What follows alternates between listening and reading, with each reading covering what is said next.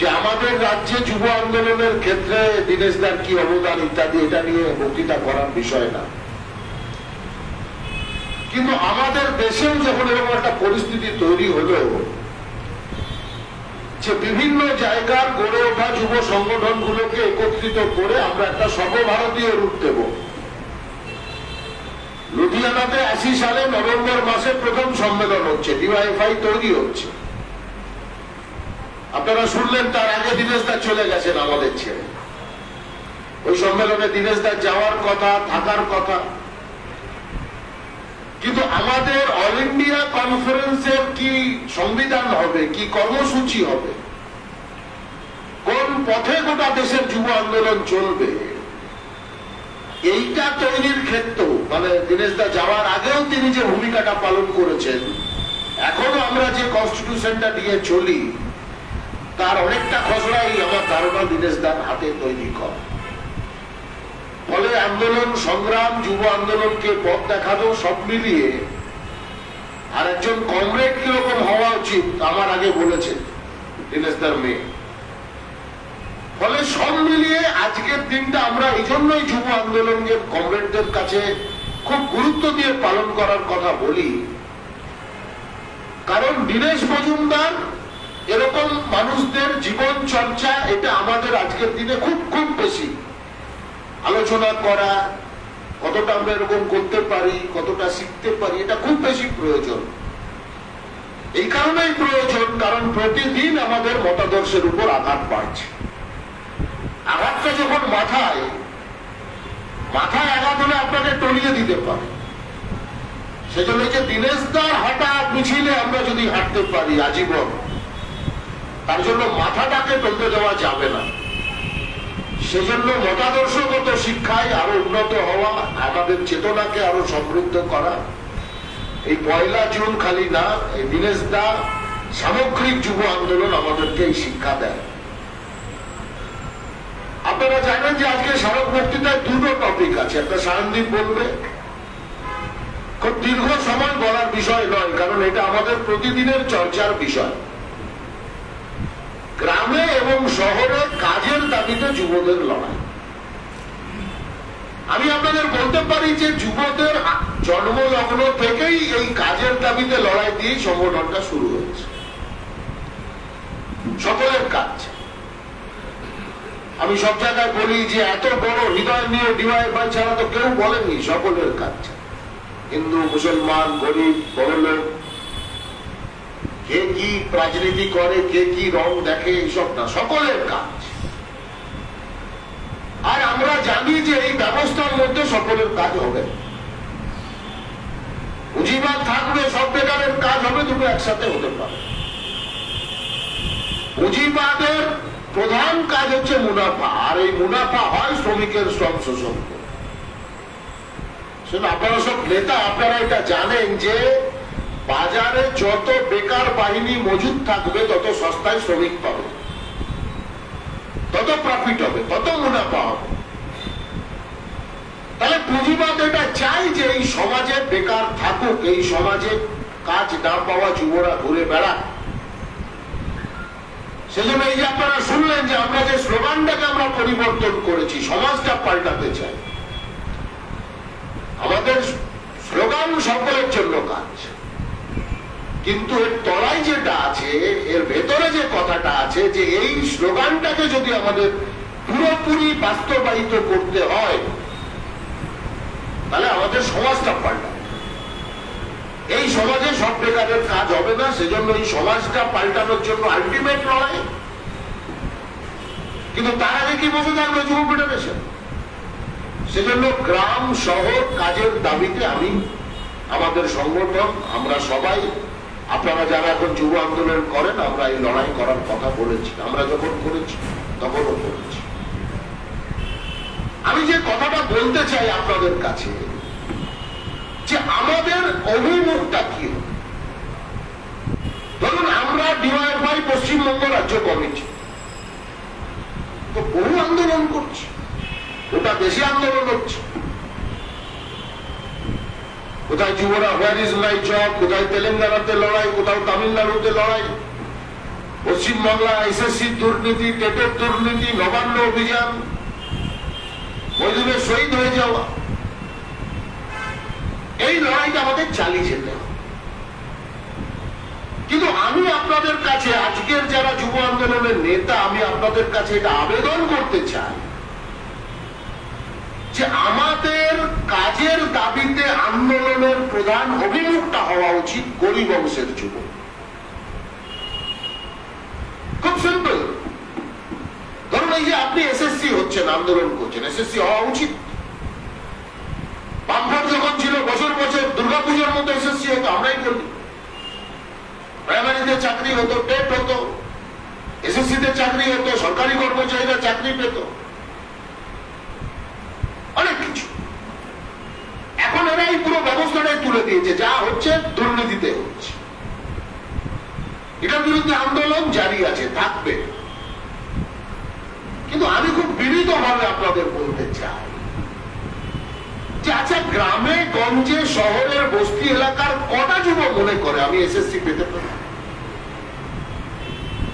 কটা যুবক মনে করে আমি প্রাইমারি স্কুলের মাস্টার হতে পারি? একটা 8 পাস ছেলে, একটা 8 পাস মেয়ে গ্রামের মাচায় আড্ডা মারে, রাত্রেবেলায় শহরের বস্তিতে বসে গান শোনে, ওই নেট আর চটুল সিনেমা আর চটুল গান আর এই কোন রকম সারাদিন কাজ করে পার করে দেওয়া, এটাই জীবন।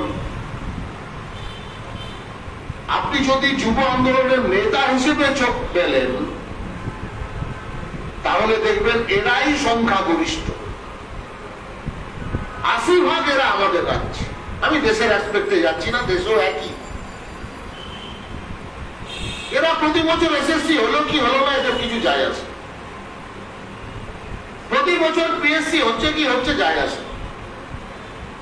সরকারি কর্মচারীদের ডিএ দিচ্ছে না এই সরকার, তাতে এই অংশের মধ্যে একটা খুশি, আরে ঠিক আছে ওরা তো অনেক পাচ্ছে, না দিলেও চলবে, কিছু যায় আসে। এই অংশটার কাজের দাবিতে লড়াই ঠিক করা আজকের দিনে যুব আন্দোলনের প্রধান অভিমুখ হওয়া উচিত। আমি সব জায়গায় বলি, আমাদের রাজ্যে, আমাদের দেশে যদি তৃণমূলকে রাজ্যে ধরি, দেশে বিজেপিকে ধরি, আমি খুব মাইনরলি, আপনারা তো একদম মাঠে ঘাটে কাজ করেন, খুব মাইনরলি দেখুন যে আমাদের এই বিরোধী শক্তির যারা শাসক শ্রেণী, তাদের শক্তির প্রধান উৎসটাও হচ্ছে এরা।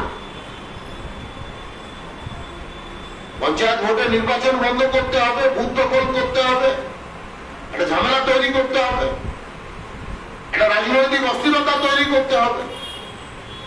খুব সহজে এই অংশের যুবদেরকে কিছু টাকা, কিছু প্রলোভন, কিছু ইত্যাদির বিনিময়ে একটা বিপদগামী পথে আমাদের দেশের, আমাদের রাজ্যের শাসক শ্রেণী ব্যবহার করছে। তাহলে এই অংশটাকে যদি ধরতে হয়, আমি মূল কথাতে যদি ফিরে আসি, তাহলে এদের জন্য আমাদের গ্রামে গঞ্জে প্রধান যে দাবি হওয়া উচিত 100 দিনের কাজ, মনরেগা। আপনাকে এটা বুঝতে হবে যে 100 দিনের কাজ এই কংগ্রেসও করেনি, বিজেপিও করেনি। বামপন্থীদের যখন 61টা এমপি ছিল, এরাই লড়াই সংগ্রাম করে, বাইরে মানুষ লড়াই করেছে, পার্লামেন্ট এমপিরা লড়াই করেছে। আমার মনে আছে আমরা তখন ডিওয়াইএফআই থেকে সই সংগ্রহ করেছি গোটা রাজ্যে, পাড়ায় পাড়ায়, ঘরে ঘরে। সংবিধান আমাকে অধিকার দিয়েছে কাজ, দেশের এতগুলো বছর স্বাধীনতা পেরিয়ে গেল, কাজের অধিকার কেন পাবে না যুবরা? বহু লড়াই করে গ্রামীণ কর্মসংস্থান নিশ্চয়তার একটা রূপরেখা তৈরি করা গেছে, কিছু কাজও হচ্ছে। আচ্ছা, আমি আপনাকে বলতে চাই যে এটা ঠিকঠাক হচ্ছে আমাদের রাজ্যে। আপনারা জানেন কিনা আমি জানি না, আমাদের ডিওয়াইএফআই মূল যে ডিমান্ড গুলো আমরা করেছি রাজ্য দেশে, আমরা বলেছি যে 100 দিনের কাজ, এটা কখনো 100 দিনে একটা ছেলে কাজ করে তার সব সংসার চলতে পারে না, এটাকে ইমিডিয়েট 200 দিন করতে হবে। 500 টাকার লক্ষ্মীশ্রী থাকবে না 100 দিনের কাজকে যদি 200 দিন করা যায়। আমরা দাবি করেছি, আপনারা জানেন যে আইনটা একটু পড়ে দেখতে বলবো আমি, এটা না পড়লে করা যাবে না আজকের দিনে যুব আন্দোলন, যে প্রতিটা হাউস হোল্ডে একজন করে কাজ করে। আমরা ডিওয়াইফাই দাবি করেছি যে কাজ যদি অধিকার আমার হয়, সাংবিধানিক অধিকার হয়, রাইটস হয়, তাহলে কেন পরিবার থেকে একজন কাজ করে? কাজ করার যে যোগ্য, যার দুটো হাত আছে, যে কাজ করতে পারে সেই কাজ পাবে। প্রতিটা ইন্ডিভিজুয়ালকে কাজ দিতে হবে, আমরা দাবি করেছি। তিন, আমরা বলেছি ওয়েজ বাড়াতে। আচ্ছা, এই দাবিগুলো নিয়ে আগামী দিনে গ্রামে গঞ্জে দুর্বার আন্দোলন কি হচ্ছে? মনরেগা পঞ্চায়েতগুলোতে যান, কিছু বেনিফিশিয়ারির নাম ঠিক করা আছে, ওদেরকে কাজে আসতে হয় না, ওরা ওদের নামে মাসে এতদিন কাজ দেখানো হয়। ধরুন সাপোজ 20 দিন কাজ করেছে, 15 দিন কাজ করেছে, দেখানো হয় খাতায় কলম দিয়ে, ওদের বাড়িতে 4 দিনের টাকা পৌঁছে দেওয়া হয়। না তোমার টাকা, বাকি টাকা কোথায় যায় আপনারা জানেন। যেখানে বালির টাকা যায়, যেখানে কয়লার টাকা যায়, সেখানে ওই টাকাটা যায়। কোটি কোটি টাকা গ্রামে গঞ্জে দুর্নীতি হচ্ছে, মানুষ কাজ পাচ্ছে না, গরিব মানুষ কাজ পাচ্ছে না। আর ওই বেকার ছেলেটা বুঝছে, বেকার মেয়েটা বুঝছে যে আমাকে তো একদিনও বেরোতে হলো না, আমি তো 4 দিনের টাকা ঘরে বসে পেয়ে গেলাম, বাহ দারুণ। কিন্তু সে যে 15 দিন কাজ পেতে পারে, সে যে আরো অনেক টাকা পেতে পারে, সে অন্তত মাথা উঁচু করে স্বাচ্ছন্দ্যে তার সংসারটা চালাতে পারে, এই গ্যারান্টি, এই অধিকার সংবিধান তাকে দিয়েছে। বামপন্থীরা সে অধিকারকে বাস্তবায়িত করেছে লড়াই করে, এটা সে জানে না। গ্রামের থেকে কারা এসছেন আমি জানি না, একটা মনরেগাতে নতুন বিষয় আছে যে যা কাজ হয় তার 6% হচ্ছে কন্টিজেন্সির কাজ। এবং এরা একটা নতুন অর্ডার ফর্ডার বার করেছে যে 6%, মানে আপনি 100 টাকায় 6 টাকা। একটা গ্রাম পঞ্চায়েত এলাকায় 100 দিনের কাজ কোটি কোটি টাকার হচ্ছে, কোটি কোটি টাকা।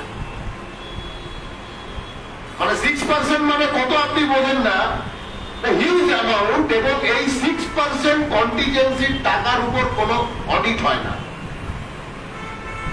এটাকে কেন্দ্র করে একটা ব্যাপক দুর্নীতি চক্র একদিকে, দুই হচ্ছে যে যাদের কাজ আমরা অনেক সুযোগের জন্য ডিওয়াইফাই যেটা করতে পারি সেটা আমরা করতে পারছি।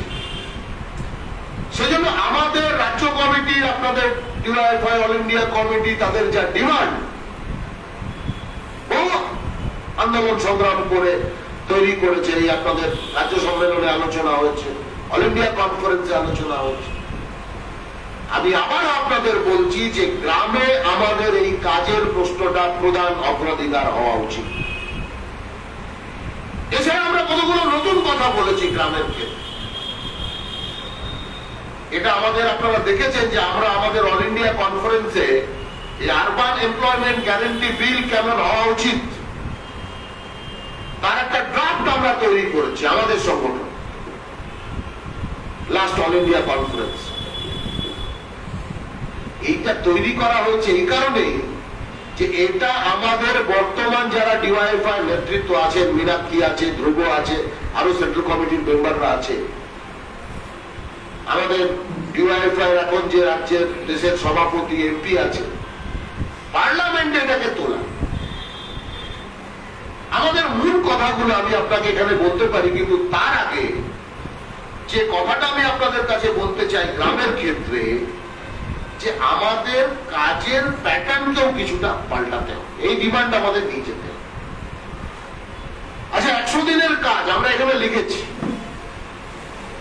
আমি উদাহরণ হিসেবে বলছি, ডিওয়াইফাই দাবি করতে পারে না, আপনারা দাবি করতে পারেন না যে কেন শুধু মাটি কাটার কাজ হবে, কেন শুধু পুকুর কাটার কাজ হবে।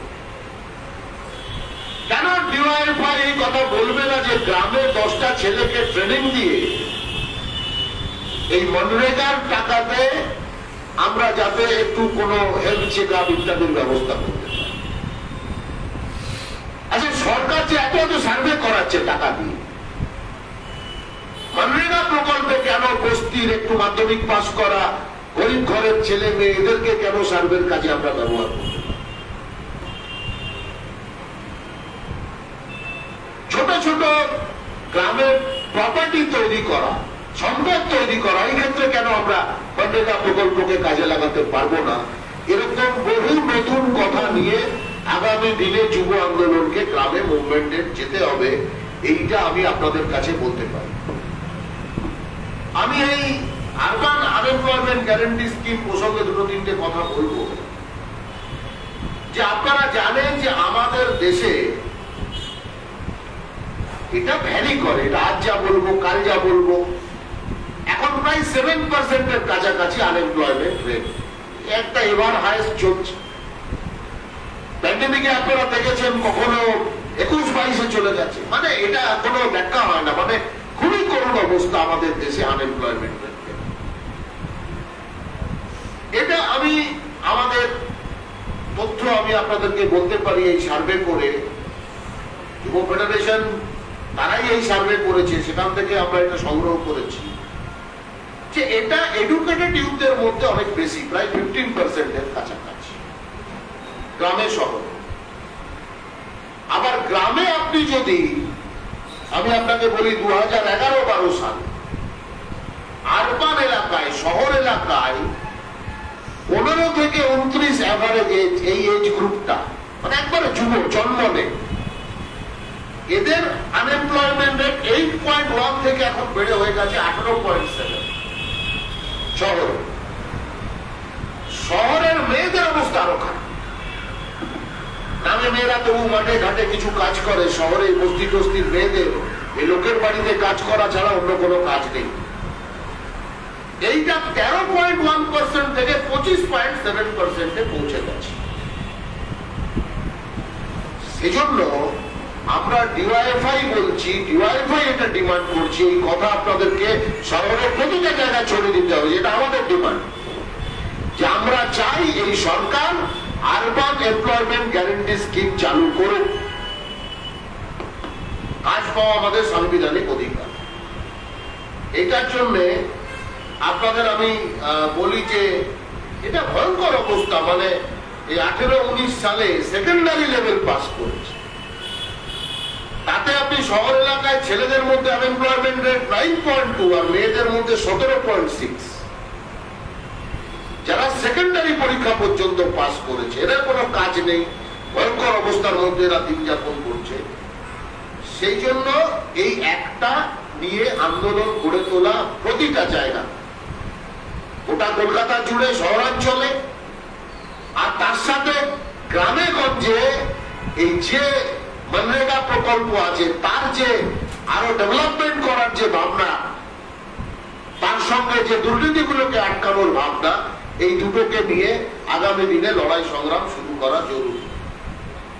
আমরা কতগুলো কথা এখানে বলেছি যে এই একইভাবে কিভাবে এই বিলটা হবে, এখানে ইউইজির অ্যাক্ট আছে, তার একটা ভূমিকা আছে। এখানে আমরা বলেছি যে কিভাবে এর পেমেন্ট ঠিক করবে, যারা স্টেট গভর্নমেন্ট আছে, স্টেট গভর্নমেন্ট হচ্ছে যে পেমেন্ট কত হবে সেটা ফিক্সড করবে। ওয়েজ রেট কিভাবে হবে সেটাও যে অ্যাক্ট আছে 1948 সালে, এই স্বাধীনতার পরে যে অ্যাক্ট হয়েছিল কাজ পাওয়া, সেই অ্যাক্ট অনুযায়ী হবে। 7 দিনের মধ্যে যদি কাজ দিতে না পারে, কেউ যদি দরখাস্ত করে কাজের, জানেন এই রুল আছে, তাহলে হয় তাকে ইমিডিয়েট কাজ দিতে হবে, আইন আছে, তাহলে তাকে বেকার ভাতা দিতে হবে। ডিওয়াইএফআই আমরা যখন করেছি গোটা রাজ্যে আমরা দাবি করেছি, হয় কাজ দাও নয় 6,000 টাকা বেকার ভাতা দাও।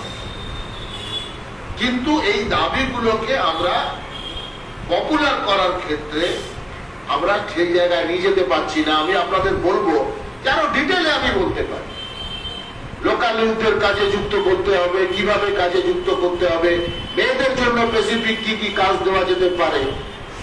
এই যে ডিওয়াইএফআই এর all India conference, 11th all India conference, যে এই আরবান এমপ্লয়মেন্ট গ্যারান্টি স্কিমের অ্যাক্ট তৈরি কিভাবে হবে তার যেটা রূপরেখা তৈরি করেছে, এটা আমাদের নেতৃত্বদের অনুধাবন করে এটা নিয়ে লড়াই আন্দোলন করতে হবে। আমি অনেক সংখ্যা তত্ত্বের মধ্যে যেতে চাইছি, একদিকে তরুণ প্রজন্মকে ভাসি দিতে চাইছি। আমাদের রাজ্যের শাসক দলের নেত্রী এখন জেলা সফরে বেরিয়েছে, এটা মানে বোঝেন আপনারা। এর প্রধান অভিমুখ হচ্ছে পঞ্চায়েতের ভোট। গতবারের মতো কি বলবে জানি না, বিরোধী শূন্য ইত্যাদি, ভোট হতে দেব না, লোকাল অ্যাডমিনিস্ট্রেশন দিয়ে ভোট হবে, ভোট ভোট ভোট ইত্যাদি ব্যাপারটা আমরা খুব বেশি ডিটেল আলোচনার মধ্যে যেতে চাইছি। কিন্তু আপনাকে যদি ওই অংশটাকে আপনি যদি স্পর্শ করতে না পান, যে দীনেশ দা বলতেন যে 1000 টাকার দিন 1 লাখ হবে, আমরা এখন বলি 29 লাখ টাকার দিন 90 লাখ হবে, 1 কোটি হবে। ডিওয়াইএফআই সর্বভারতীয় কনফারেন্সের রিপোর্টে আমরা দেখছিলাম যে আমরা এত কাজ করেছি, গোটা বলে ডিওয়াইএফআই এতদিন করেছি, আমি সায়নদীপ, এখন আপনারা করছেন, কিন্তু আমরা প্র্যাকটিক্যালি কত পার্সেন্ট ইউথকে টাচ করতে পেরেছি? খুবই নগর, খুবই নগর। আমাদের পেরিফেরির বাইরে অসংখ্য ইউথ আছে, তাদেরকে ধরতে গেলে তাদের মাথা উঁচু করার প্রশ্নটা এটা কেন ঠিক হবে? চলুন পঞ্চায়েতে যাবো, কাল ঘেরাও হবে, আপনার 15 দিন কাজ পাওয়ার কথা, আপনাকে 6 দিন কাজ দিচ্ছি, আপনি বসে থাকবেন। এটা কে বোঝাবে? ডিওয়াইএফআই একজন কমরেড ছাড়া, দীনেশ দ্বারা যে সংগঠনটা প্রতিষ্ঠা করেছিলেন, তাদের আদর্শ নিয়ে যারা কাজ করে তারা ছাড়া গরিব মানুষকে গিয়ে এটা কে বোঝাবে? সাধারণ যুবদের কে এটা বোঝাবে যে এটা তোমার পথ নয়, তোমাকে ভাসিয়ে দিতে চাইছে, তোমাকে বিপদগামী করতে চাইছে? সেজন্য আমি আপনাদের কাছে বলবো যে একদিকে আমাদের আন্দোলন চলছে কাজের দাবি,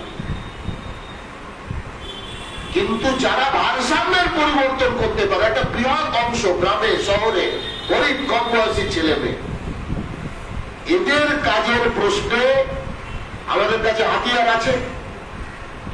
বিশ্ব রাজ্য কমিটি আগামী দিনে বাংলা করে বিলি করবে, কিভাবে কাজ করা উচিত, কি তার সঙ্গে রাজ্যের আরো কিছু ডিমান্ড যুক্ত হবে। এই সবটা নিয়ে গ্রামে শহরে আমাদের গরিব যুবদেরকে জয় করে আনতে হবে, পেরিফেরি বাড়াতে। আমরা সব জায়গায় বলতাম যে যখন আমরা যুব সংগঠন করেছি, আমরা ছোটবেলা থেকে এটাই শিখেছি, অনেকদিন করেছি, যে নিজের গন্ডিকে ছাড়িয়ে নতুন নতুন বন্ধুকে জয় করে আনতে। সব মিটিংয়ে, সব মিছিলে, সব কর্মসূচিতে একই মুখ, কিন্তু নতুনদের কাছে যাচ্ছি না বলে তারা আসছে না। এরকম কোন উদাহরণ নেই যে আমরা গেছি, আমাদের আদর্শের কথা বলেছি, আমাদেরকে নতুন প্রজন্ম আমাদের আদর্শের কথা শুনে আমাদেরকে দূরে সরে দিয়েছে, এরকম উদাহরণ নেই। দুনিয়ার শ্রেষ্ঠ মতাদর্শ। সেজন্য পেনিট্রেশন আমাদের থাকবে যে এই অংশটাকে আমাদের জয় করে আনতে হবে। একদিকে এই লড়াই, একদিকে যদি এই গরিব বাড়ির ছেলে মেয়েদেরকে আমরা জয় করে আনতে পারি, তাহলে গোটা রাজ্যে, গোটা দেশে সায়নদীপ বলবে দেশ বিক্রি হয়ে যাচ্ছে, ধর্মের নামে ভাগাভাগি করে সর্বনাশ করে দিচ্ছে। এত মানে কর্তৃত্ববাদী সরকার আমরা দেশে কখনো দেখিনি। আপনি কি খাবেন, আপনি কি পড়বেন, সব ওরা ঠিক করে দেবে। এর বিরুদ্ধে যদি লড়তে হয়, আপনাকে তো শক্তিটা বাড়াতে হবে, তাকত চাই। মাউসেতুং বলতেন যে আগে শত্রুর সঙ্গে লড়ার জন্য শত্রুর মতো, শত্রুকে পরাজিত করার মতো শক্তি অর্জন কর।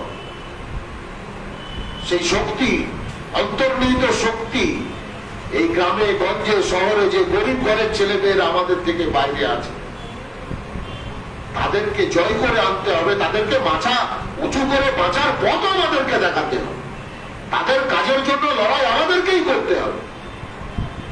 এইটা করে আমরা যদি আমাদের জায়গা তৈরি করতে পারি, তাহলে আগামী দিনে আমরা তো বলছি যে দেশ রাজ্য বাঁচানোর লড়াই, একদিকে কাজের প্রশ্ন, একদিকে আরো অগণিত প্রশ্ন, কিন্তু এই কাজের জায়গাটা গ্যারান্টি করে এই লড়াইটাকে শক্তিশালী করতে পারলে আগামী দিনে যে আরো বৃহত্তর লড়াই আমাদের করতে হবে, এটা আপনাদের দায়িত্ব যুব ফেডারেশনের। এই বৃহৎ লড়াই ঝাঁপিয়ে পড়তে হবে, এই লড়াইকেও আপনারা এগিয়ে নিয়ে যেতে পারবেন। আমি বলবো যে আমাদের এখন সমস্ত কাজ ফেলে এই অংশটাকে কিভাবে আমরা জয় করে আনতে পারি, আমাদের কাজের মধ্য দিয়ে এবং কাজের দাবিতে লড়াই। দরকার হলে পঞ্চায়েতগুলোকে বন্ধ করে দিতে হবে, দরকার হলে পৌরসভাগুলোর গেটে তালা দিয়ে দিতে হবে, কেন আমার ঘরের আমার পাড়ার গরিব ছেলেটা গরিব মেয়েটা কাজ পাবে না? এই জায়গা যদি আমরা তৈরি করতে পারি, এটাই হচ্ছে এই সময়ের আহ্বান। দীনেশ দ্বারা আমাদেরকে যে স্বপ্ন দেখিয়েছেন, যে স্পর্ধা জুগিয়েছেন, সেই স্বপ্নকে সেই স্পর্ধাকে যদি বাস্তবায়িত করতে হয়, তাহলে আরো অনেক যুব অংশের কাছে আমাদেরকে ছড়াতে হবে। কাজের দাবিতে আন্দোলনকে তীব্র করতে হবে, সংগঠনকে শক্তিশালী করতে হবে। আমি আবার কমরেড দীনেশ মজুমদারের প্রতি আমার শ্রদ্ধা জানাচ্ছি, এবং শুধু শ্রদ্ধা জানানো না, তার স্বপ্ন তার স্পর্ধাকে ছড়িয়ে দেওয়ার দায়িত্ব আমাদেরকে গ্রহণ করতে হবে। এই শপথ আমাদেরকে গ্রহণ করা দরকার। আমি আপনাদেরকে অভিনন্দন জানাচ্ছি, আমি আপনাদের লাল সালাম জানাচ্ছি। কমরেড দীনেশ মজুমদার লাল সালাম, কমরেড দীনেশ মজুমদার অমর রায়। কমরেড অভিনন্দন কমরেড অভয় মুখার্জিকে। এখন এই দীনেশ মজুমদারের 90তম জন্মদিবসে দীনেশ মজুমদার স্মারক বক্তৃতা, দেশ বাঁচার রাজনীতির বিরুদ্ধে দেশ বাঁচানোর লড়াই, এই বিষয়ের উপর এখন বলবেন আমাদের প্রাক্তন রাজ্যের সম্পাদক কমরেড সায়নদীপ মিত্র। কমরেড, আমি শেষ সবার কাজটা অনুতাপ দাশগুপ্ত পরিচালনা করবো, আমি একটু বেরিয়ে যাবো।